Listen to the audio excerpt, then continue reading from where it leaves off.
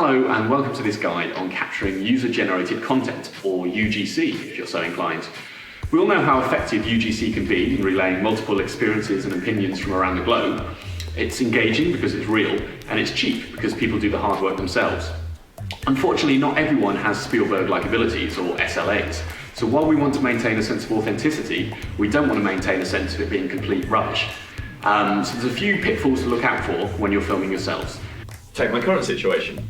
I'm an editor that mostly works in dark rooms, so it made sense to shoot this bit by my desk. But you can't see my face. So make sure there's enough light to be able to see you. Artificial light is fine, natural light is better. A big problem when shooting UGC is getting the sound out, so make sure you're nice and close to it. Make sure you're nice and close to the camera and in a nice, quiet environment. Wind can also be a big issue, so try to avoid blustery conditions. Try to listen back to what you've just recorded on headphones to check it's audible. Think about your framing. Head and shoulders filling frame is a good place to start. Not too close, not too arty, and if you're using a phone, definitely not portrait. Remember, content is king in UGC, so people will forgive a bit of dodgy camera work as long as what you're doing and saying is engaging enough. For example, here I am out on the move, commenting on my surroundings and what I'm seeing. This pile of rubbish, for example. No doubt your audience will be hooked, but just try not to make them vomit with camera work that's too shaky. Why am I suddenly on a canal? I'm not really sure, and your audience isn't going to be either. So try and tee up each entry in your previous one. For example, I've had a great time here at the canal, let's go to the park. And now it just makes a lot more sense.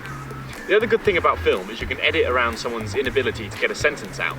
So don't worry about fluffing your lines, just get all your words out and we'll pull them together later. Just note though, to cover these edits and to avoid too many jump cuts, we'll need some cutaways. So pick out details from your surroundings to cover the cuts. You can also use the cutaways to support what you're saying. So while I say I'm on Green Street, you might not believe me. So here's a sign to prove it. Just gives it a bit more context. And here's a dehydrated dog. And here's a crow. And here's a bin. And here's an angry man. For the needs and purposes of this project, we're not looking for long monologues or precise detail. So try to deliver short, concise sound bites. I'm just off to meet a client in Rio, or it's a beautiful day here in Dublin, for example.